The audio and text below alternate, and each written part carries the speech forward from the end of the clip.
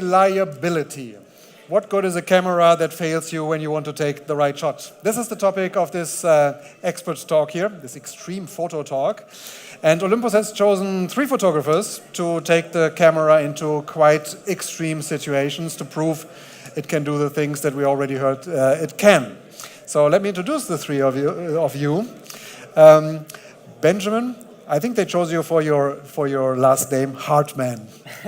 What a great name to talk about reliability. So Benjamin Hardman, from Iceland, but originally from Australia. Yeah. Meeri Koutaniemi, my Finnish is getting better and better, from Finland, and Donal Boyd from Iceland, but originally from the US and now living in South Africa. We'll get into a bit more detail of those extreme CVs you have in a moment. Let me start with you, Benjamin. If you look at the picture, what happened to the hair? I had to lose the hair because it's too windy in Iceland and it's always hitting you in the face. So I one day got fed up with that and just cut it off.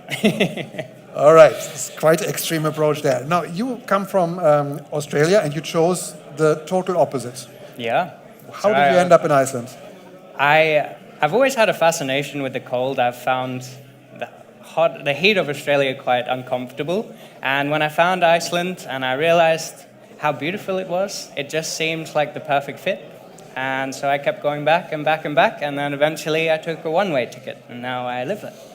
A one-way ticket, and now you live in a situation where most photographers dream of traveling to take pictures there, and you have them in your front lawn.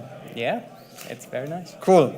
554,000 followers on Instagram want to see what life is like in Iceland.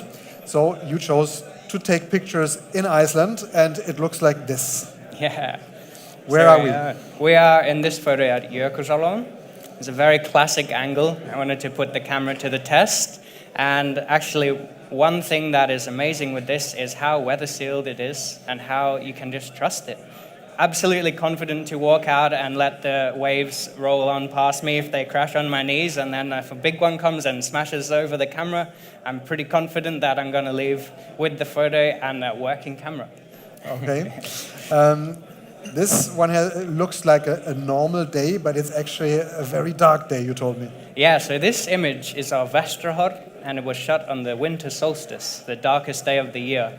And actually, it was completely black when I was there. Couldn't see anything, couldn't see the water or the mountain, and the camera was able to shoot through that darkness and actually find a focus point on the mountain, which was really incredible.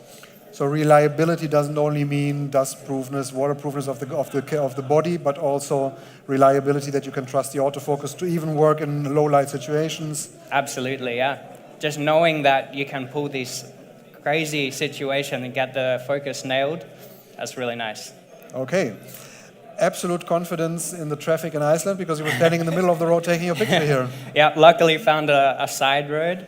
And just one memory from this was towards my first few days with the camera, is just how nice the button layout is. And the ergonomics of the camera and even the unique feeling between the buttons. When I realized how easy it is to switch to the high resolution mode, just with almost just one click. And then to be able to shoot this, and then even if like some animal runs past to the right, you can easily switch to the sequential mode.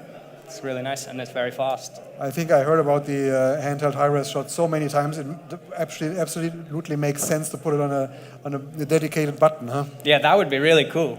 So it's just, yeah. But you can get there with 2 clicks, just like on the drive button and then to the left, and you're straight there, which is nice. Okay. Was there a particular challenge here in the picture that you want to talk about? Handheld high-res shot, the flip-out display? Yeah, that was actually something that's really nice, is getting these low angles and being able to flip the screen out and be able to look down on the camera, and also gives you some nice balance when shooting from a low angle. And actually in the next photo we can get an amazing example of the results when you're using the flip out screen, and actually also through burying the camera in the ice up to the lens and then looking down on the screen and getting that low angle so I can get eye level with the Arctic fox, which is the only native land mammal in Iceland, which is quite interesting. Okay, so you were actually setting the camera on the snow Yeah. So beanbags not necessary anymore. You use the snow. Absolutely. Okay, so great images there from Iceland. Now over to Finland. And Meeri, you're a photojournalist. You're traveling all across the world, all the time, so you know that a camera has to be reliable. And since you come from Finland, you chose Lapland, if I understand correctly, as the photo destination. Yes. So usually I'm focusing on political and social issues and human rights, and I travel in remote areas like in deserts and jungle. But now I got out from that comfort zone and I decided to go back to my roots, to Lapland. And my parents are still living there, so we decided to do a trekking with my mother.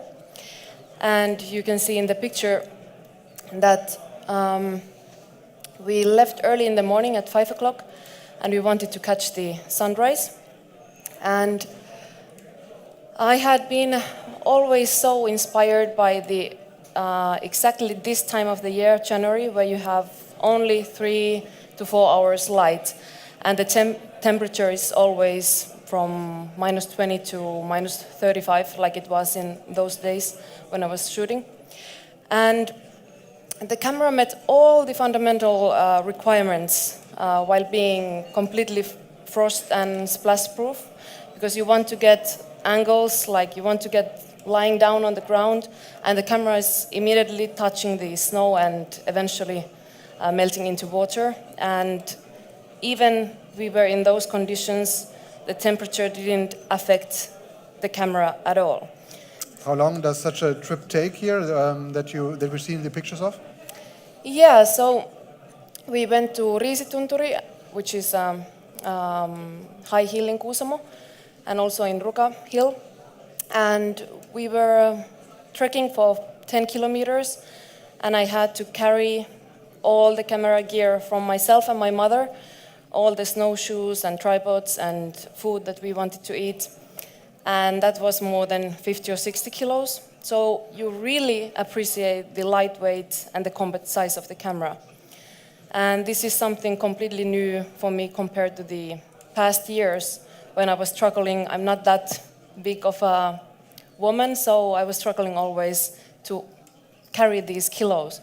So this camera and the compactness really helps all my trips in remote areas.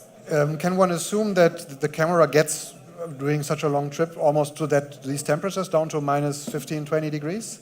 And what I would be interested in knowing is, it comes with 2 batteries. Do they last during these temperatures? Yeah, exactly. That was first of my worries, because I have never used an integrated grip. I always used only one battery at the time. So I was really surprised that it lasted all the day, even though I was 10 hours shooting there. So okay.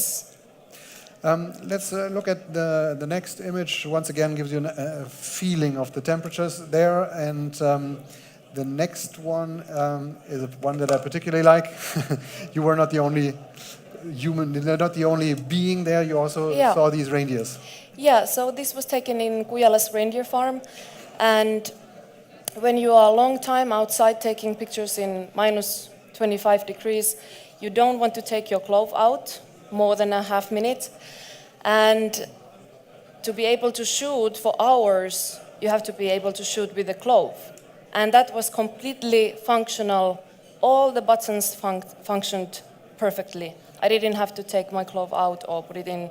I just use it with the glove. Okay, great. Yeah.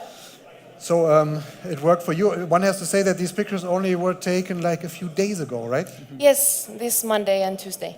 This Monday and Tuesday. Yeah. So really fresh images here.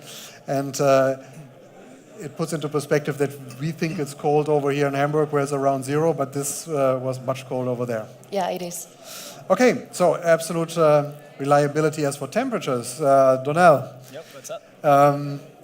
You lived in Iceland, but you moved the other way, down to Africa, right? Yes, so for a few years I did live in Iceland, and now my base of operations is in Cape Town, South Africa, and I travel around sub-Saharan Africa working on wildlife conservation projects. And what do you do there? What do you do in everyday life as a photographer? Yeah, so as I like to introduce myself often, I'm first and foremost a wildlife conservationist. So my goal is to promote the protection of wildlife in key areas around the world where they need to be protected. So I'm a photographer second, actually.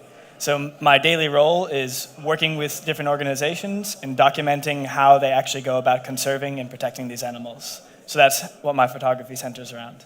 Okay. 250,000 people want to know what you're doing on Instagram. Yeah. And Olympus made you an explorer for a reason, because you bring back pictures like these. Yeah. So these are 2 cheetah cubs at a nature reserve in Namibia called Irindi Private Game Reserve. And this is an area that's about 5 times the size of Manhattan. And I spent a couple of months of the year documenting the conservation efforts that this reserve is doing for wildlife in Africa. So these are 2 cheetah cubs that they're the second generation of rehabilitated cheetahs that have been reintroduced into the wild. And I've actually known these 2 cheetah cubs since they were very, very small, since they were born back in May of last year. So in order to actually capture this photograph, I'm using this lens here, the 300 with the new Olympus. Using the swivel screen, I'm actually laying down on the ground amidst the dirt and the dust and holding it as steady as I can for basically 5 to 10 minutes while these cheetahs are just over here. And everything is against me, it's super hot, they're in shade, so there's not a lot of light, and it's dusty, and my hair is stuck in a bush, but the stabilization, the ability to lock the focus, swivel the screen, and hold this camera with the grip and the lightweight compactness that it is allowed me to actually capture this photograph. So I'm in these extreme conditions, and despite the fact that I have all these things against me, I'm absolutely confident that I can capture these images and be there for that exact moment. I think there's a new discipline called photo yoga that the camera inspires people to. I do practice a lot of photo yoga, and I encourage every photographer out there to do yoga. It helps with these types of photographs.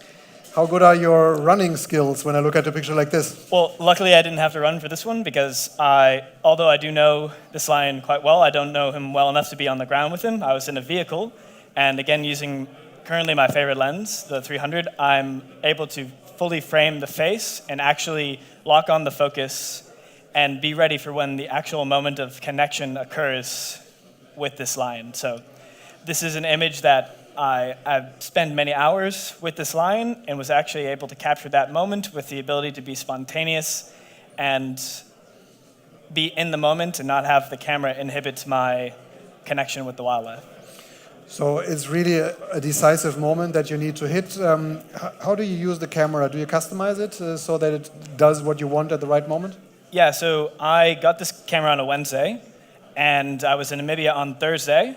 And in the meantime, I had customized every function of the camera in order to allow it to be an extension of myself. So rather than allowing the camera to inhibit my ability to connect with the wildlife, I'm able to know exactly where the buttons are in either orientation because they have this really unique layout that it's mirrored in both vertical and horizontal, that I don't have to actually think about or look at the camera. I can keep my eyes focused on the subject and allow myself to be in the moment to really feel this connection and capture a photograph that has more of the essence of that rather than the camera inhibiting it. And when you do all this, there are animals watching you. Yeah. So with this particular photograph, I'm actually stalking these giraffes. So again, I'm on the ground. Giraffes are not that dangerous. They're not predators, so they're more curious. And for a half an hour, I started to approach these giraffes. And in the tall grass, I was able to use a combination of the manual focus and autofocus to fine-tune through the tall grass and all these sticks and twigs to actually find the perfect frame without having to consider that there's all of this bush in front of me. So I'm able to get photographs like this with the dual autofocus, manual focus system. And one of my favorite features actually is this little joystick here. So you can move in real time, angular, not just up and down, the joystick to be in exactly where you want it to be. Like I had, actually you can't see where I'm pointing now, but one of the giraffes at the top, I was able to move the focus point up there while I'm trying to hide from them, so it's not even a thought, it's just second nature because it's so easy to use that joystick in either orientation. All right. Yeah. What did he think about you? Well, she's yawning. Oh, she's bored. And in this situation, I use the high frame rate of this new camera in order to capture that decisive moment. So as this lioness is yawning, getting ready to move around, I bursted the actual photograph, so took many photographs in a row in order to get the one that looked the most like vicious and like the essence of this lioness. So in between, there's all these other frames that are not exactly like the longest teeth in the photograph, and with the high frame rate, I can pick exactly which one is best. So that's one of the coolest features of this. It has super high frame rate. Okay. The next picture, she looks a little less bored.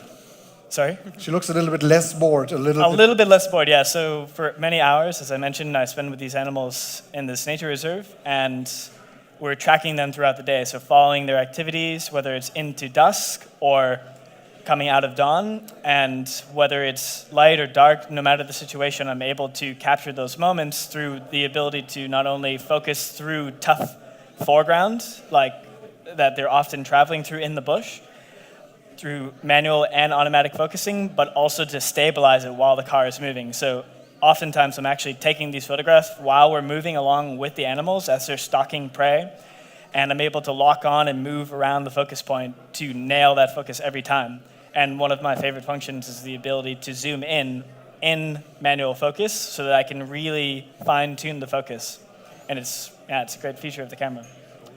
One thing I also did want to mention is that in a situation like this where we are following the wildlife, I'm often changing between my favorite lens and my second favorite lens, which is the 40 to 150. And in Namibia, it is super hot and super, super, super, super dusty. So usually you would consider that you have to like always blow off the sensor because there's always dust coming in, and I'm sometimes changing lenses every 5 minutes. But with this system, I didn't even consider it one time. For the whole time I was in Namibia, a week, I didn't clear off the sensor a single time, despite changing the lenses in situations like this, maybe 30, 40, 50 times a day. So that's one of the like strong, key, amazing features of the new camera. Claudia Baer mentioned this in her presentation about the camera, how they developed a new coating to make it almost impossible for dust to stick to the sensor, plus the shake to kick it off. Seems to work. Yeah. A last image. What would Africa be without elephants? Yeah. So this is a very spontaneous photograph. As you see in the foreground, there's tire tracks that stop and then go backwards. So we actually did not see this elephant despite how big elephants are because we were traveling into the sun. So my camera's on my lap, I'm talking to my friend who's driving, and we're going along. We just screech on the brakes because we finally did see the elephant only a few meters in front of us, and this is a large bull male elephant.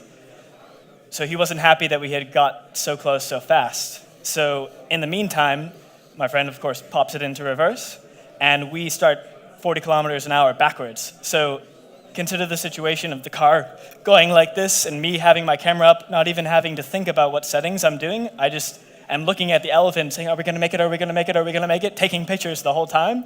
And it's not something that gets in the way, the camera. It's just the second nature thing, and that was only after a few days of actually being able to use it. Glad you made it here after this encounter to talk about your adventure there. Yeah. To wrap it up, reliability, your experiences seem very positive. Will this be the tool that you trust in the future? Yeah.